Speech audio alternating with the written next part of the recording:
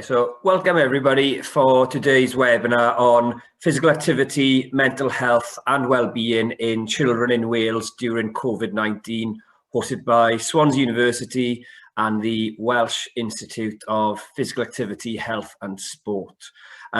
We want this to be as interactive as possible. We welcome any questions that you've got for the panel this evening.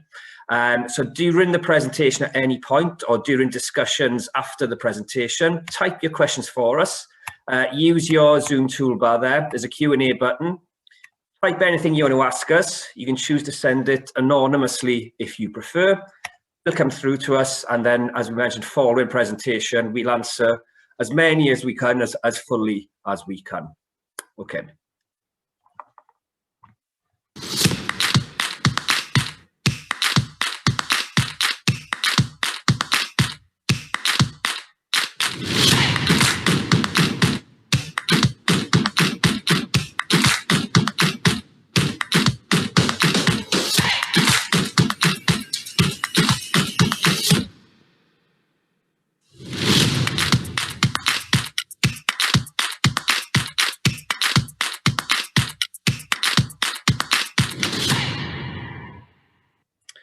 So to begin an introduction, if you're not familiar with Swansea University, we're of course located on the south coast of Wales, founded in 1920, have evolved massively since then to become a dual campus university in which our School of Sport and Exercise Sciences is based on our Bay campus, the bottom image of your screen, if you haven't been fortunate enough to visit us yet.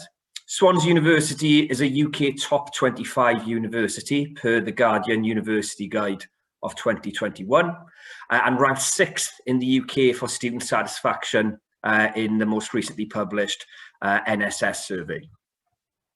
In terms of the School of Sport and Exercise Sciences, we are a top 15 sports science department in the UK, and per the Times Good University Guide of 2020, research quality is ranked 9th in the UK in sports science. For the Guardian University League Table of 2020, sports science at Swansea was ranked 7th for graduate prospects. And in the most recent Delhi survey, 100% of our graduates in sport and exercise science were employed or in further study within 6 months of graduating. In terms of research within the school, the Sport and Exercise Science research takes place in the Applied Sports, Technology, Exercise and Medicine Research Centre.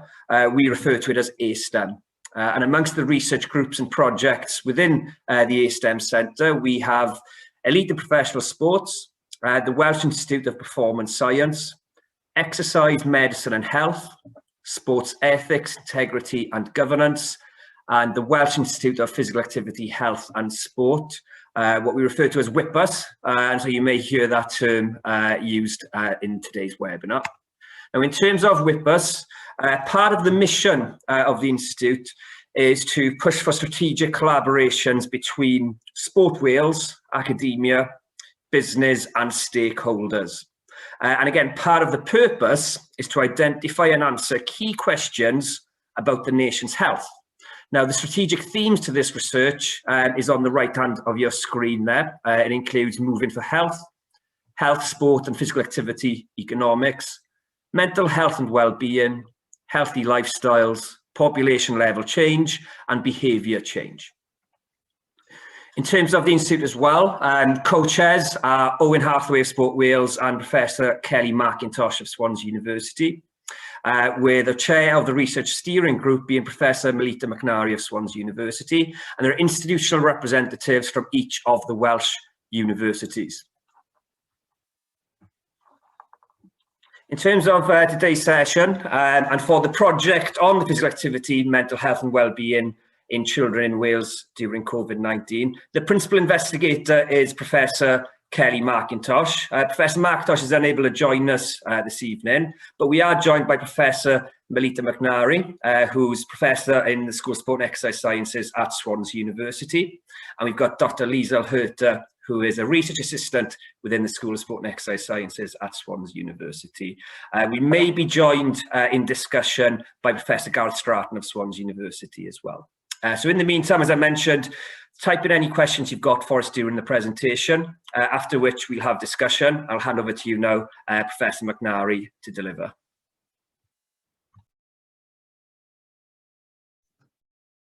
Fantastic. Thank you very much, Adam. So I'm here as a substitute for Kelly, and who would like to send her sincere apologies for not being able to be here today. And I'd like to send my apologies in advance for the fact you have me instead. So I'm going to be doing the initial part of the presentation. I'll be giving you the context and the background for the research, which Dr. Herter will then be giving you some of the preliminary findings from. And then, as Adam has mentioned, hopefully we'll then be joined by Professor Gareth Stratton, who's an international expert in paediatric physical activity and mental health, to help answer any questions that you may have as we go through. So I'm aware that there's quite a broad range of expertise on the webinar tonight. We've got everybody from parents of participants, practitioners, all the way through to some fellow researchers. So I'm just going to give a broad overview, and then we'll get a little bit more specific as we go through. So physical activity, something that we hear about all the time, something that's in the news fairly often. But what do we mean when we're talking about physical activity? Physical activity is a spectrum of activities which can vary in intensity and in type.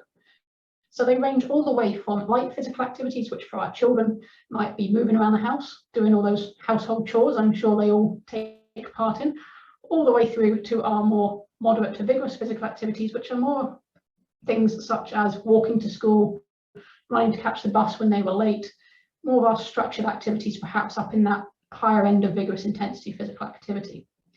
And what we're aware of is that we want to be encouraging children to engage in at least 60 minutes of moderate to vigorous physical activity every day of the week. But in addition to that, we also want to be minimizing the amount of time they spend sedentary. And when I say time spent sedentary, what I'm referring to is time spent in a lying or a sitting position with minimal energy expenditure. So most often for our children, these are activities where they're engaged with screens, so screen time activity. And not only do we want to limit the overall amount of sedentary time, but we also want to limit the periods in which that is accrued in one go. So we don't want prolonged periods of sitting, binge watching Netflix, for example. We want them to break that up and get up and walk around. And that's really important for their health as well as being physically active. But what we know is that the majority of our children are not achieving this. Prior to COVID-19 and it encompassing and overtaking all of our news, one of the most important, one of the most prolific topics in the news was actually that we were facing a global epidemic of childhood inactivity, with recent estimates suggesting that as little as 1 in 3 children are actually achieving these recommended levels. And as a consequence of this epidemic, physical inactivity is now actually the 4th leading cause of mortality globally, accounting for 6% of deaths. Now that might not seem like a massive number until perhaps we put it in the context that smoking is only associated with an additional 3% over and above what those numbers are for physical inactivity. So quite a staggering percentage, quite a staggering issue that we are facing with this physical inactivity. And being physically inactive is a problem because the converse, achieving those government guidelines, is associated with a huge range of different health benefits, and health benefits that go far beyond those that we perhaps hear the most about in terms of maintaining a healthy weight or keeping fit. Physical activity is actually associated with numerous what we call psychosocial benefits. So things like increased confidence, better coordination, better concentration, better academic outcomes, improved sleep, and most importantly of all, improved mental health and well-being. So improvements in your mood amongst many other parameters. But this concentration on mental well-being is lacking. Our research is increasingly aware of it, but this isn't necessarily translating into practice. And this is reflected in the number of people, unfortunately, that are now experiencing mental ill health on a yearly basis, with up to 20% of adolescents reporting mental illness on any given year, and mental illness being the single leading cause of disability in the UK. Now, poor mental health is encompassed within the construct of well-being, but well-being goes beyond just mental health to include other factors such as your happiness, your life satisfaction, your sense of purpose, which is something that many people have struggled with during COVID lockdowns. And what we believe is that there is a strong relationship between mental health and well-being and physical activity. And it's a relationship that goes in both directions. But if we limit how much physical activity you can do, like what has happened with our COVID restrictions, we're potentially putting children at increased risk of poor mental health and poor well-being. Now, COVID-19 has caused an unprecedented change to our children's lifestyles, more so than even the adults. They've had the removal of the majority of components which have given structure to their days previously, with the closure of schools and leisure facilities. And these are also predominantly where they get their physical activity. So they've had that removed, they've had that source of physical activity taken away from them. And then that has been further compounded by the potential likelihood for children to be less resilient to some of the wider factors associated with COVID-19. So some of the fears, some of the anxiety, some of the stress that people have experienced are likely to have been more pronounced in children who are less equipped to cope with some of those factors. And this is very much what the work that we have been doing has been focused on trying to understand how COVID-19 has affected children, both in terms of their physical activity and in terms of their mental health and their well-being. And what we were aware of going into this, and what a recent systematic review has found, conducted by Adam Monikis, who was one of our research assistants as part of with us, found that the amount of sedentary time that children reported, and this is self-reported data, so it's not necessarily 100% accurate, but nonetheless, the amount of time that children are reporting being sedentary since the start of COVID-19 has drastically increased. You can see the numbers on the screen there, an increase of nearly 160 minutes a day on average. So these are quite stark increases, especially considering the fact that the levels weren't low in the first place. So it's not like we've moved from a point of not having a lot of sedentary behaviour to now having a lot. We've moved from having concerns about the amount of time children spend sedentary to them now even spending more time sedentary. So this is extremely concerning. And in this review, it was the children who demonstrated the largest increases. Interestingly, the other thing that this revealed, and one of the things that we'll be picking up on when Liesl tells you a little bit more about some of the findings from the preliminary data collection that we've done, is that globally there appeared to be no difference between boys and girls in terms of the increases in sedentary time. Now that might seem like a relatively positive outcome, because we hear a lot about how lockdown has influenced men and women or boys and girls differently.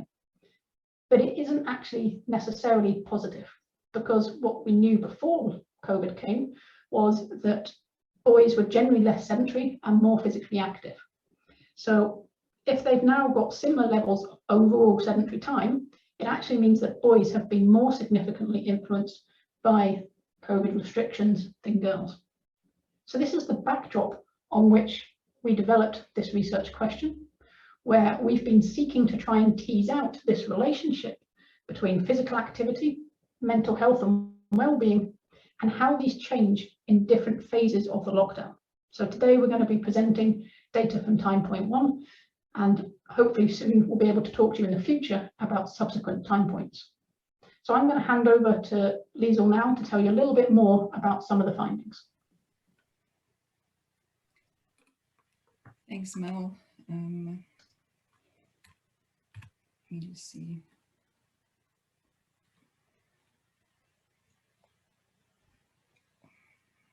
I'm supposed to be able to control your screen, but it seems that I am not.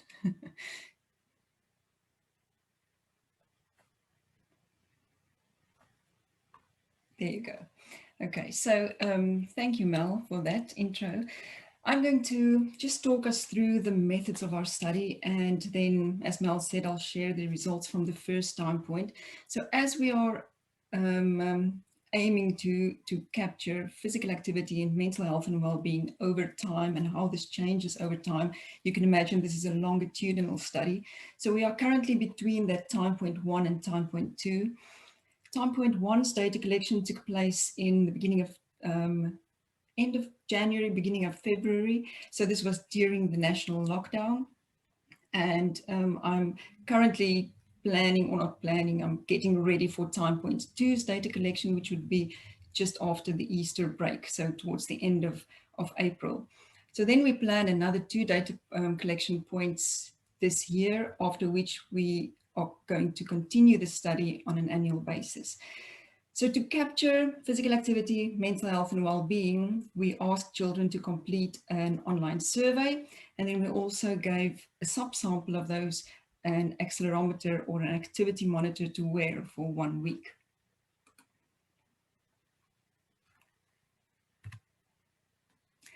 So our survey included or consisted of 3 validated questionnaires.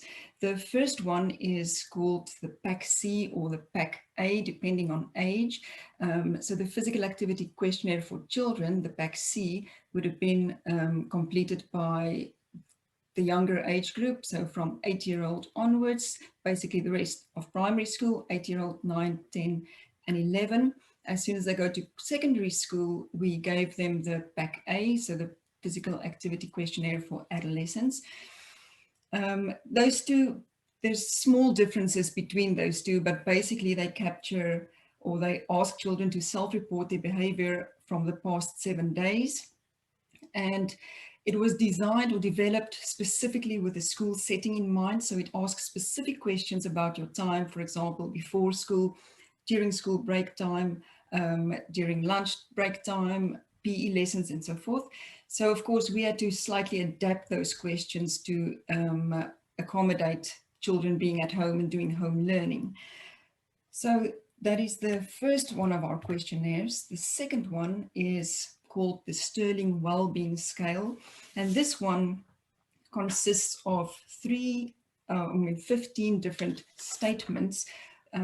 Some of them talk or ask about children's feelings, like I've been in a good mood, I've been feeling calm, and those questions of this scale amounts to an overall score of positive emotional status, which is a component of well-being.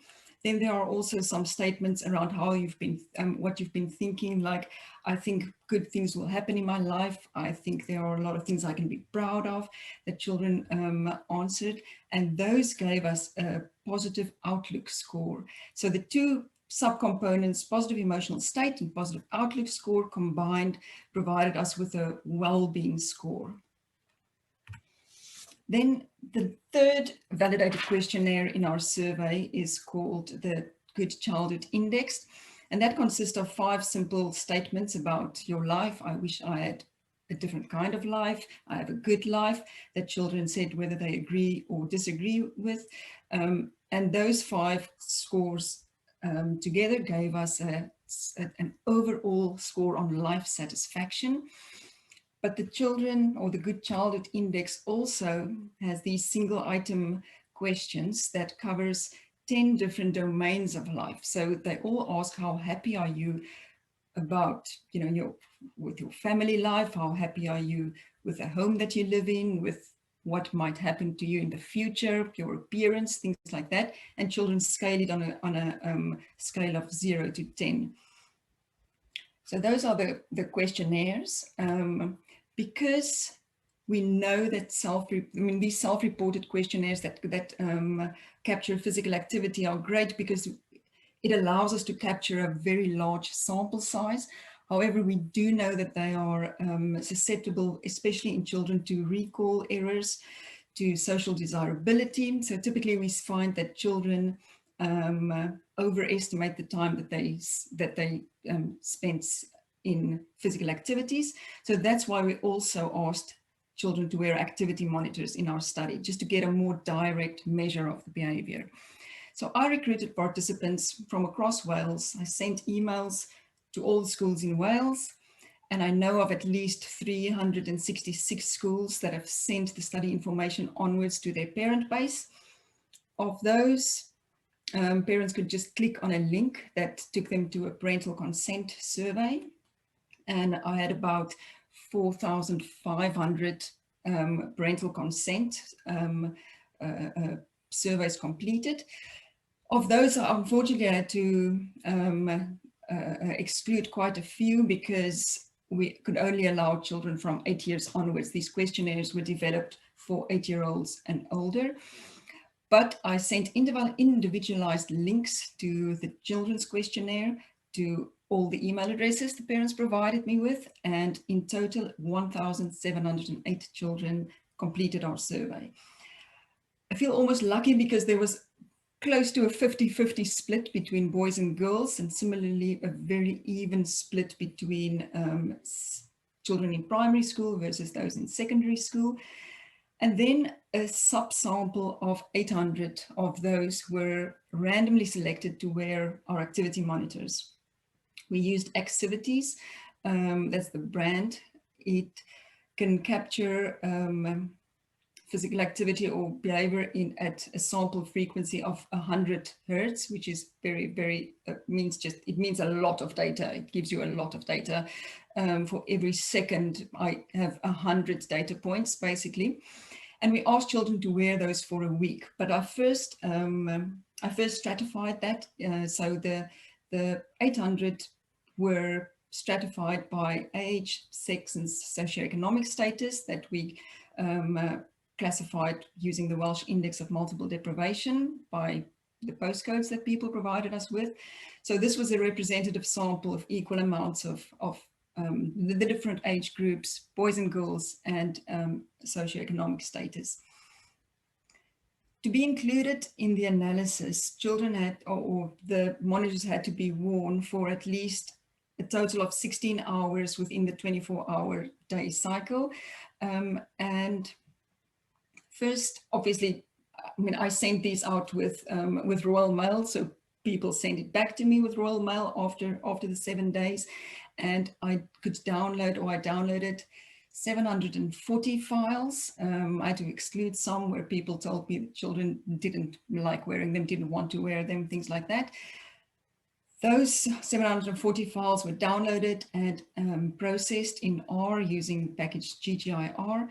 And then at first, what I did was the inclusion criteria. At first, I set it to that they had to have at least 3 valid days of data to be included in the analysis, and I ran the analysis, but that only provided me with 200 or 386 files. Then I relaxed my inclusion criteria to include everyone that had at least 2 valid wear days. So I've done a sensitivity analysis and ran the analysis again with 484 files. And finally, I did it again with just if there were at least 1 day of valid data, and that was 645 files in total. So when I looked at the results of those 3, there were no change or no differences in the overall outcome of the results. So obviously very small differences when you look at means or standard deviations, but the overall outcomes were the same. So I decided to include all 645 files to give more power to the analysis. So just onto the results. Of course, I mean, I think we all anticipated that there would be a drop in activity levels. We didn't know how big a drop or what the extent of the decline would be. So 75% of our participants told us that they were less active during lockdown, perhaps as expected. The mean physical activity score, or mean PA score, was 2.1. So when I talk about PA score, then I'm referring to the score from those packs, the questionnaire. on physical activity.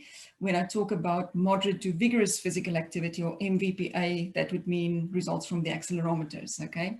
So the 2.1 is really low because that is on a scale of 1 to 5, with 5 being highly active. And the same was mirrored in the accelerometer data, with MVPA across the whole sample on average only 38 minutes per day, which is much less than the 60 minutes we know children should engage in for the health benefits that Mel mentioned. The sedentary time was extremely high. So you can see there, I mean, that is what, 14 hours. This is just something that, while Mel said, you know, with self-report data, we have to be cautious. It's unfortunately with sedentary time and accelerometer data, we also have to be cautious, because accelerometers, when we analyze the data the way that we do, that we did in the study by using thresholds to classify the different intensities, the accelerometer on the wrist is unable to distinguish between postures. So every time where children have been standing still and there's no movement with the accelerometer, it would be classified as sedentary. Not that I think children really stand still a lot, or mine doesn't really stand still a lot, but something else that I think of is always my children, for example, when they go to bed at night, they always read, you know, for half an hour, maybe more, before they fall asleep, and that unfortunately also be included in those sedentary times. So, but even so, I feel even if we take away an hour, even if we take away 2 hours of that sedentary time, it is still alarmingly high, which is probably also because, I mean, why we see only 13% of the sample meeting the UK government guidelines of 60 minutes of MVPA. So on the left-hand side here, you can see I was able to compare children who told me they were at home doing home learning because of lockdown, of course, to children that were actually in school at the same time because they were key workers children. You will know that key workers children were allowed to go to school, and many of them only went to school a couple of days a week, but their physical activity levels were significantly higher than those that stayed at home. And this is despite the fact, you must remember, there would not have been any after-school sports clubs that we normally have. Depending on the school, break times might have been, you know, the play area might have been smaller than normally, because children had to stay in their class bubbles like they also do now. But despite that, I think this finding shows us the importance of that structured day during school. So only the fact that they had structured play times during break time, they had the lunch break, secondary school children perhaps walked to school, and you know, that active travel per day was enough to significantly show that difference between them at home, between them and the children staying at home. So then I looked at physical activity and age, and I ran an analysis of variance here, an ANOVA, and observed a significant main effect of age on physical activity. So I don't know if there are in the audience people that aren't from the UK. When I divided these ages into year groups in school here in both in Wales and the rest of the UK. So years 3 and 4 would be your 8 to 9-year-olds, years 5 and 6, 10, 11-year-olds. So year 6 is also the last year of primary school before they go to secondary school in year 7. And then it goes onwards. I grouped 16, 17 and 18-year-olds in that last category because we only had a couple of 18-year-olds. So you can see a steady decline. None of the year groups met the government guidelines on average, but the 8 to 9-year-olds came the closest with 49 minutes per day, and that declined to about 31 minutes per day for the 16 to 18-year-olds. So then I looked at age and well-being, and again, I saw a significant main effect of age on well-being, with the largest drop there in that transition time between your primary and secondary school. So this well-being is from the Sterling Wellbeing Scale, and that is on a scale of the minimum is 12 and the maximum is 60.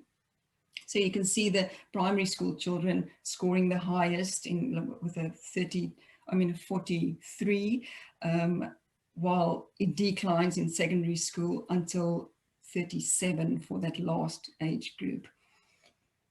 And then from the Good Childhood Index, we had that one life satisfaction, overall life satisfaction score.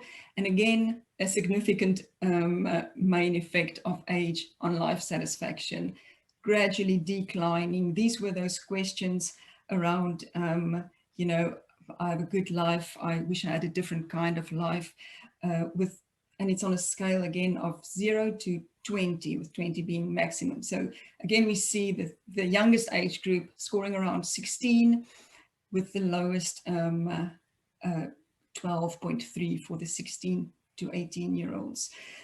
So there is, yeah, I was almost feeling sad when I saw that for the first time, just seeing how that declines with age.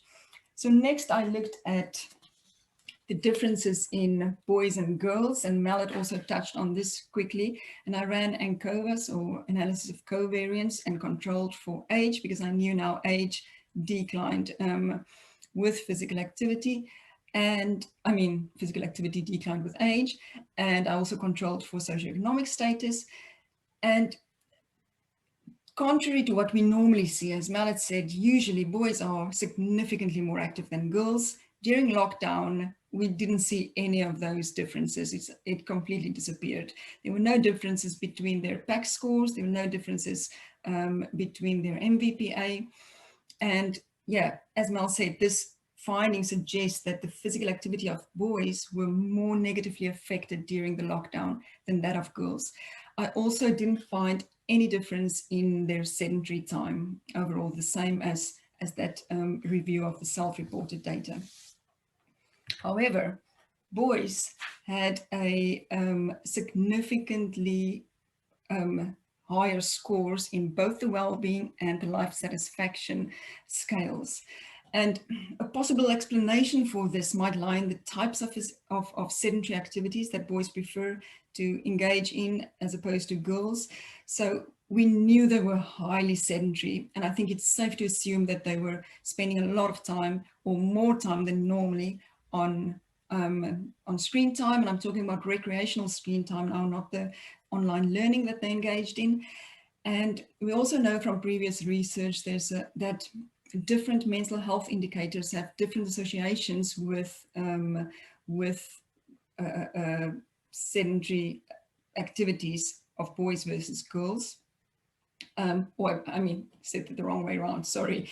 Different sedentary activities have different associations with mental health indicators, depending on the type of activity they engage in. So this study in 2015 showed that high amounts of screen-based behaviors in girls were associated with low self-esteem, but actually with higher self-esteem in boys. And the answer lies in the types. So boys prefer to play video games, while girls spend time on social media platforms, typically. It's not, obviously not all of us, but typically. So while playing video games, boys, you know, they continually master new challenges. It comes with a sense of achievement almost, whereas girls are perhaps bombarded with, you know, images of unrealistic body ideals, perhaps more prone to be exposed to online bullying, and some basically live in a world that is dictated by the amount of likes on their social media platforms. So while of course I'm not saying that playing video games is a good thing for boys, because we also know that too much of it can lead to addiction, and of course all the health risks involved in being too sedentary. But this might explain the difference that we see here. So while boys were more negatively affected their physical activity levels, girls might have been more negatively affected in their mental health indicators. We don't really know that because we don't have anything to compare them with, but we will see as the study continues to the different time points how things change over time. And then lastly, I looked at socioeconomic status and first dividing the participants into different quantiles, with 1 being the most deprived areas and 5 being the least deprived, or the more affluent areas. And it's not shown here, but our findings are consistent with those recently published from the Street Games report that shows children in more deprived areas at lower levels of physical activity, perhaps because they don't have a back garden or the same online classes, access to online classes like those in least deprived areas. I also looked a little bit closer, or dug a little bit deeper, and I looked at those single item questions on the Good Childhood Index, and the questions on how happy are you with the choices you have in life, and how happy are you with what might happen in your future or later in your life. Children in lower socioeconomic status scored significantly lower on those scales, and that's also reflected in that well-being subcomponent of positive outlook on life. So I think it seems that the existing inequalities that we already had before the pandemic might have been even widening during the pandemic and during lockdown. So just before I hand over to Mel again, to conclude, we saw low physical activity levels across all age groups. The secondary school children are of particular concern for me, especially those 16 to 18-year-old groups with both their physical activity and mental health indicators. And while we didn't see a difference in boys and girls' physical activity behaviors, boys had significantly higher well-being scores and life satisfaction scores. And then children of more deprived areas had lower aspirations for their future, which brings me to future directions. And Mel, you can now take over.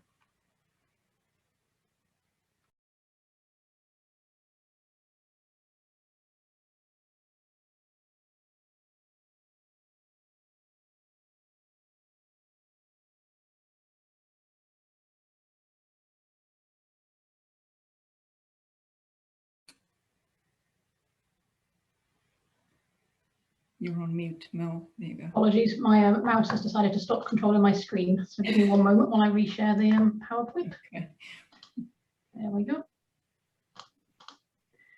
Thank you very much, Liesl. I think Liesl's touched on some of the future directions for this study and ongoing work of WIPUS already, but very much what we're keen to do is to ensure that this isn't just a short-term study. The real power from this kind of analysis and this kind of data collection comes from being able to collect it repeatedly at multiple time points throughout a year and over the years.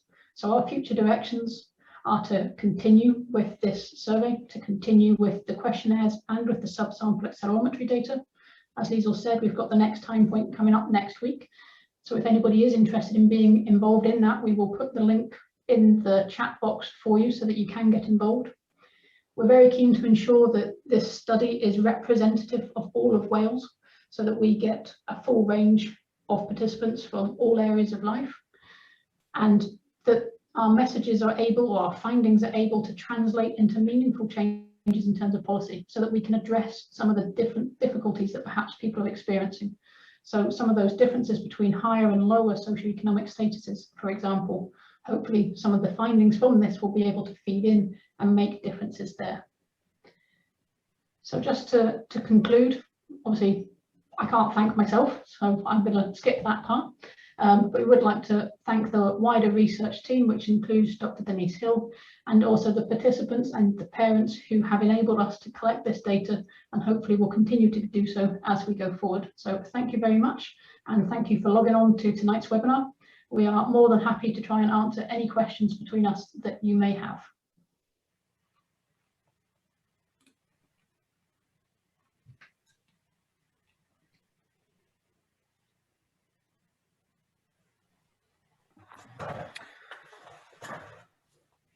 Right, I'll leave that on screen for a moment so people can make a note of Kelly's contact details. Thank you, Liesl. Thank you, Maita, for presenting these findings to this stage. And as you said, this is a long-term goal, and we will see and track changes over time, we hope. Okay. We've had a lot of questions come in already, so I'm going to pitch them to each of you. And if anyone does have any further questions, then again, please keep them coming. We got about 15 minutes, so we'll answer as much as we can then, all right? Okay, let me just give me a moment to filter through Liesl and Mel. One question I noted, Mel, came back to the global data that you presented in the first few slides. Was that also analysed based on socio-economic status? Claire's asked. That's a very good question. I'm trying to rack my brain quickly to answer it. I think we did try to, but I can't remember if the data was available. If Adam is still on the call, he will actually be better placed to answer it than I will.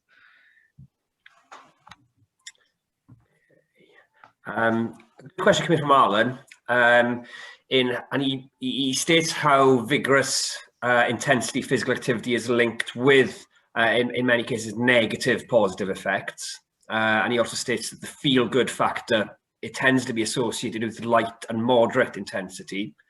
Should a distinction be made between the physical and psychological well-being doses of those different types of physical activity? Yeah, that's a great point. There's always been a lot of debate around some of the more vigorous intensity activities and how they influence different parameters of health, be that physical or mental health. I think it is important to distinguish that different intensities do have different effects. So it's not a one-size-all works for every component of health. And we need to take a more nuanced approach to promoting physical activity so it's appropriate for each person. And that could well be that light physical activity is actually more palatable, more feasible for many people to engage in. So perhaps a lot of the focus lately has been on things like high intensity interval training, which has conventionally been suggested to be associated with some negative affect, although more recently there's quite a bit of research that suggests it isn't necessarily, and it's actually associated with experiences of mastery due to the short bouts. But it's important to distinguish those more exercise type components from the real physical activity, which is what the brunt of our research has been looking at to date. Yeah. There's one for you here, Liesl, and it's coming from Owen, who's asking, has there been any consideration to the impact of receiving the activity bracelets, insofar as wearing one may actually encourage children to do more activity than normal?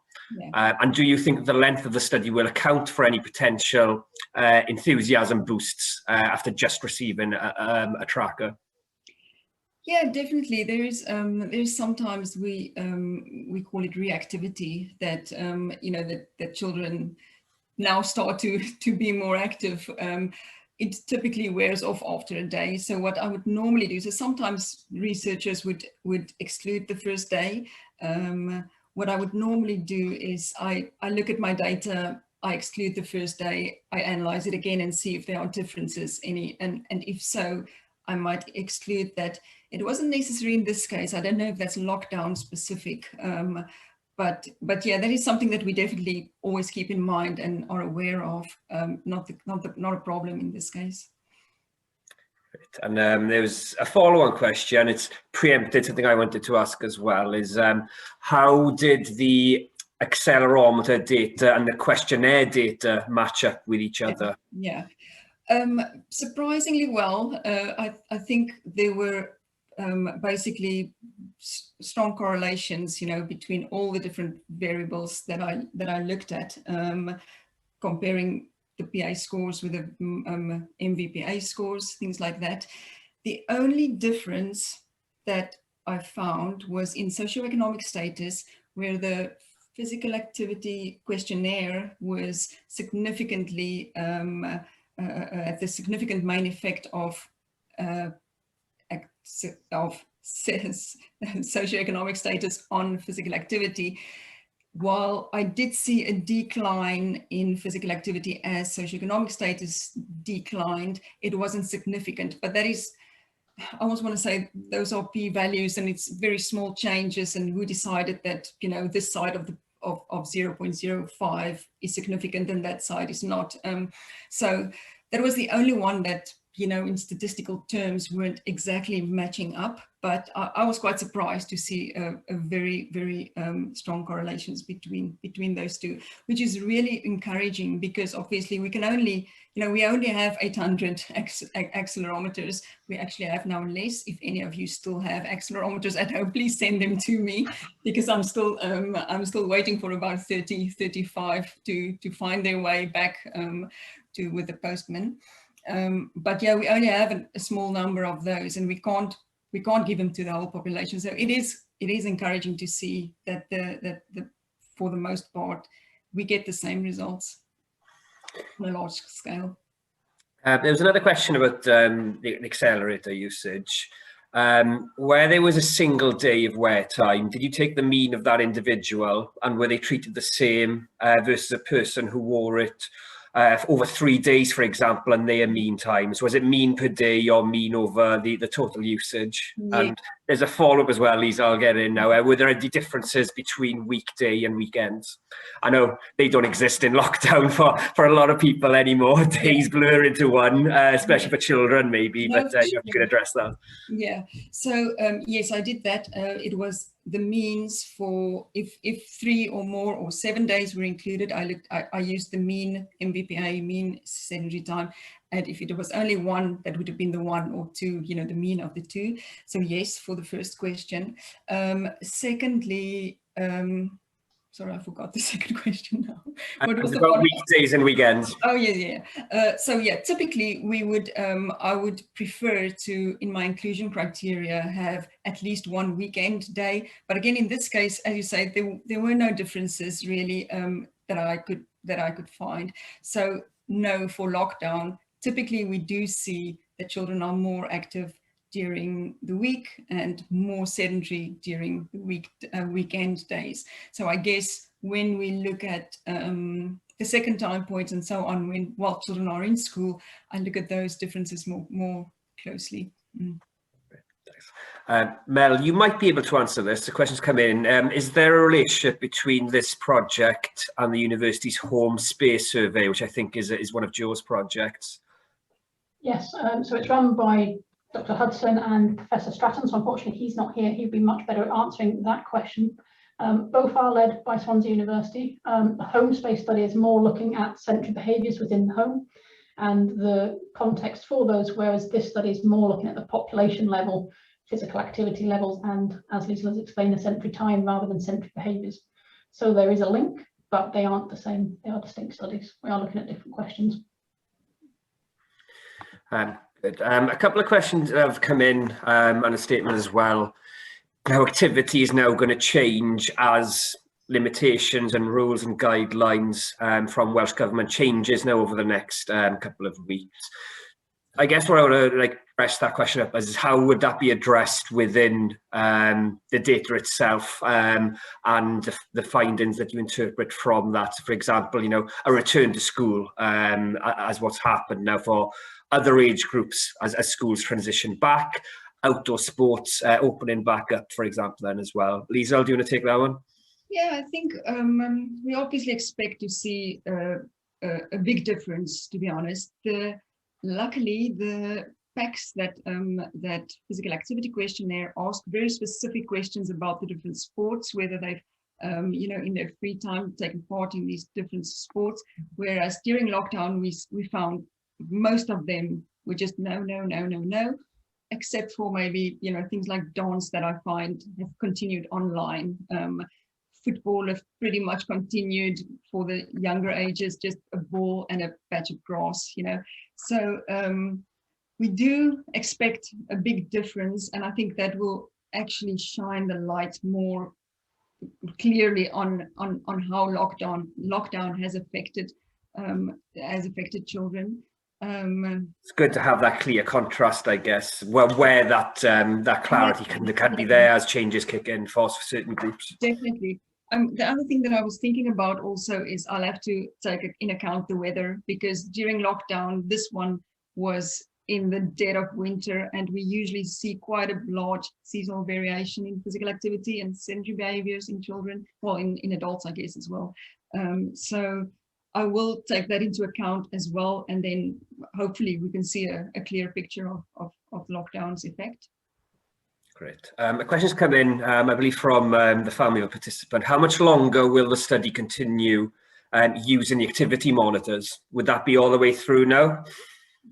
Yeah, that is the plan. So I have already emailed everyone that's worn the accelerometers last time around and just saying the next time point is coming up, and we're planning to send them again. They are welcome to tell me if they don't want to wear them again. So I've had a couple of emails returned from, you know, people saying their child doesn't want to wear it again, which is absolutely fine. We send it to the next one. Obviously, I would really appreciate it if all the children can again do the survey for us, because then at least we have that continuous data. But we can't force them to continue to wear it. Maybe it was a novelty the first time around. Some children love it. Some say it itches and scratches them. And yeah, that's the plan. So we have another 3 time points coming up this year, and then after that we'll do it annually. Hello, Gareth. You alluded to, and you spoke about some of the findings related to deprivation and socioeconomic statuses. How can the disparities be addressed? Is the second part of that question. Now, it's a big question. Mel, I don't know if you want to pick it up in terms of interventions. And I lead on to other questions then about influence of policy, for example. But in the immediate, you know, how can the disparities amongst those socioeconomic groups be addressed? I actually think that Professor Stratton might be the best place to answer that one, given his wealth of expertise. Yeah, good timing, Gareth. Are you right? Yeah, apologies all. Yeah, health inequalities, you know, there's that gradient that we don't really want. So there are policies kind of in place to try to deal with those. We've had policies in place for a long time now, particularly, you know, over the past 20 years in Wales. You know, particularly around something called the Climbing Higher framework for physical activity, but particularly around mental health and well-being. You know, it's you know, there were a larger number of younger people taking their own lives in South Wales, which meant there was a significant investment in aspects of South Wales, particularly those areas that were highly deprived, and that's worked. So, you know, going to Mel, you know, in terms of interventions, these interventions kind of do work, but the issue is the extent of the work required really does need to kind of increase aspirations across the communities where maybe aspirations are lower than we would like. So they start off with, you know, focusing on those groups around education, creating a positive, you know, aspiration to try to, you know, be able to achieve something. So in the north part of Bridgend Borough, we have a project called Ascent for focus on adolescent girls with low aspiration. And what we did there, we engaged children, we engaged adolescent girls in physical activity options, but around other things. You know, it was around other things, about feeling good about yourself, about developing competencies, about thinking that you can do things. So the idea was that we would, you know, that we would demonstrate that a can-do approach. It's like this, there's a big social marketing project from Sport England called This Girl Can. You know, many of you may have seen it. So we try to run something like that, but in a broader notion to say, these girls can, they're in South Wales, let's demonstrate that these girls can do it. And actually they did do it. And we have an evidence base now to say that they can do that. But the scale really is down to communities coming together, having engaging communities, parents, families, demonstrating that these girls and those with lower aspirations can do it. But also my final point for that is actually listening to those communities, and co-producing solutions with the communities is probably the way forward. And I think as we move forward, the investment really should be around listening. When we listen, we kind of invest, and we invest in things that we hope will work, and we as researchers aim to try to measure and evaluate how those things kind of work. So yeah, not an easy one, because deprivation's been around and still is challenging, but I think there are plans to work towards a better life, a better approach, and our job is to try and engage young people in physical activity to demonstrate they can do, give them positive self-esteem, demonstrate they're competent, or have them to understand they can be competent, and to have that to improve their lifestyle and therefore their well-being.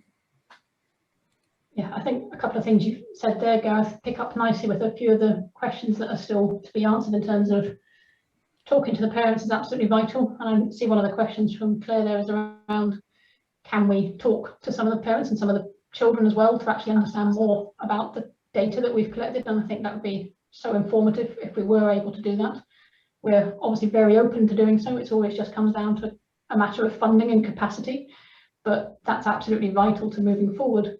And I think the other thing I would just build on is to say, in terms of aspirations, so much of COVID has been viewed so negatively, but we are now in a unique opportunity to rebuild, and to rebuild in a more positive way, and not just to view it as a return to normality, a return to where we were, because we weren't in a good place before COVID. So let's use it to not return, but to come back better than we were prior to COVID. Yeah, can I come back? I think it's a really great point, Mel. And another example, there's another project called Home Space, and we were recruiting, recruiting families into Home Space. There were 234 initially families involved across South Wales, and we kind of suddenly realised that but things have changed, and everybody's used to Zoom, or that kind of conversation. So instead of going through a middle person, i.e. a school, we went straight to the families with the most amazing engagement about a month ago, well, 3 weeks ago, with families directly about the project. It was really uplifting. So I think you're right, Mel. I think now we can talk directly almost to families in what will be the new normal, and actually, going back to my point to Adam, listen to their concerns and their questions, and where we can as researchers, try to help in a way which will build a better future for young people, physical activity, and their mental health, really.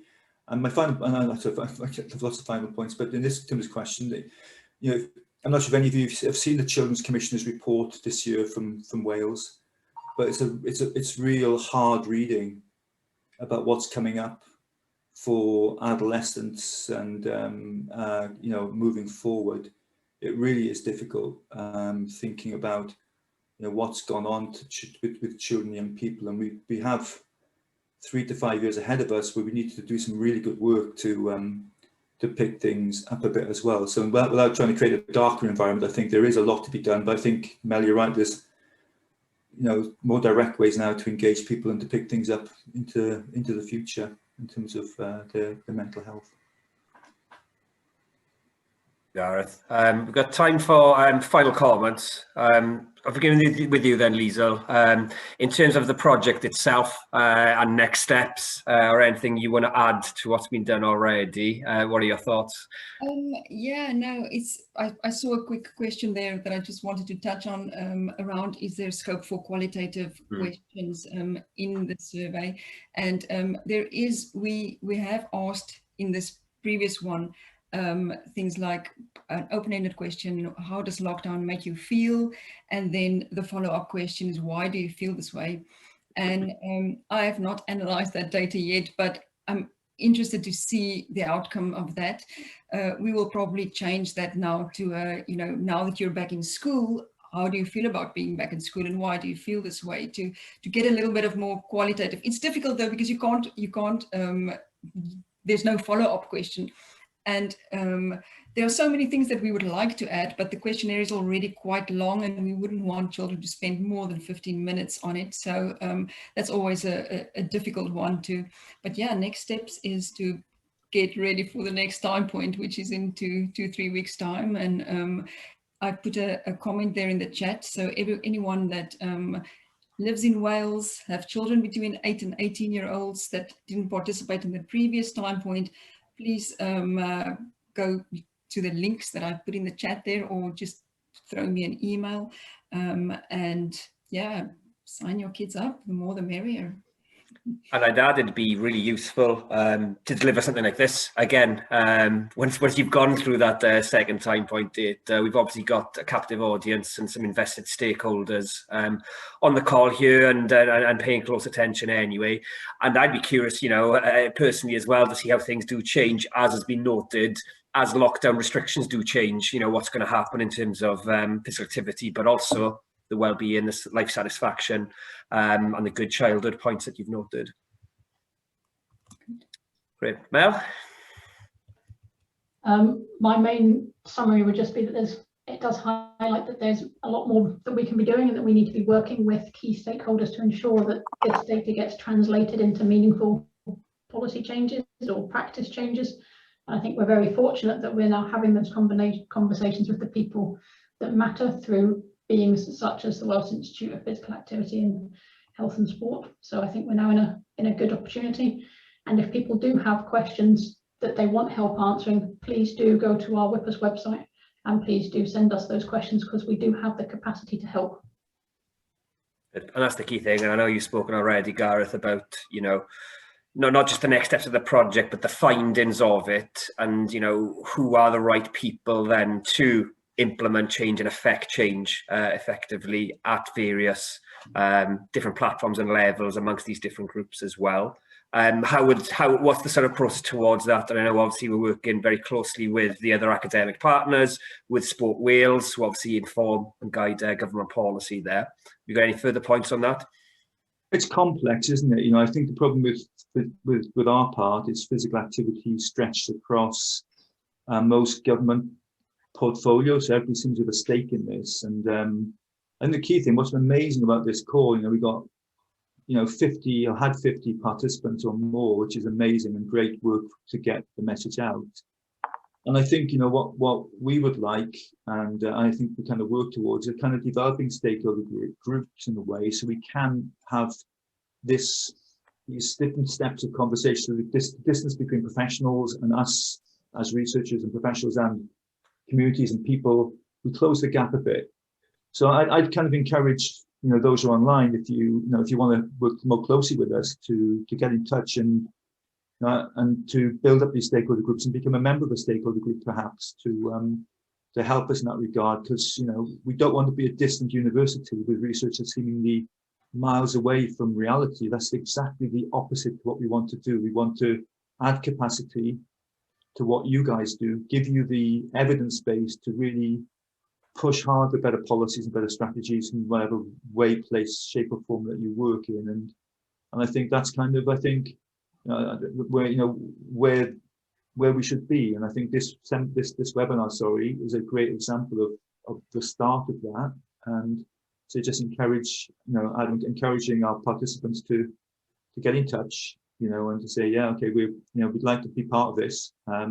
Maybe we have a little bit of time to contribute a little bit more, to share a little bit more, and then, you know, we kind of can help each other out in a way to move this forward. And actually then in the longer term, the vision is to touch every young person in Wales and you know, have a positive and active, healthy lifestyle. That's kind of the dream into the future. Well, you know, you mentioned there, you know, the stakeholders and wanting to be involved. Questions come in from David, and Lisa, that might be one for you. You know, he wants to have informed programme development based on all of this and more. Will the insight be released as part of the final report only, or is there any data available to share so they can utilise locally at these stages? Yeah, so we are obviously planning to publish an article at some point. I'm presenting the data at an upcoming conference as well. If any of the, there were some participants that have, parents that have asked me specifically for their children's results, and I can give you your child's physical activity monitor results if he or she did wear one. I don't really feel comfortable in giving the questionnaire results, just because children were told that you know, it's confidential, and they didn't answer those questions thinking their parents will see it. But if your child wore an accelerometer, then just pop me an email and I can definitely send you results. Yeah. I imagine at some point I would have to write a blog post or something as well. I'm sure there will be loads of things coming out, but for participants, I will always send an email with links to things like that. Thanks. Yeah, well, thank you everyone for joining us and for so many great questions that have come in. The links have been shared in the chat box there by Liesl, and we look forward to having you back on the next update as and when we are ready. Then a lot of work to be done, mostly by you then, Liesl, after the next time point and on that data collection there. All right, so Gareth, Melita, Liesl, thank you very much for your time, and thank you everyone for joining. Thank you. Bye. Thank you, Have a everyone. good night. Have a good Thanks, evening. everyone.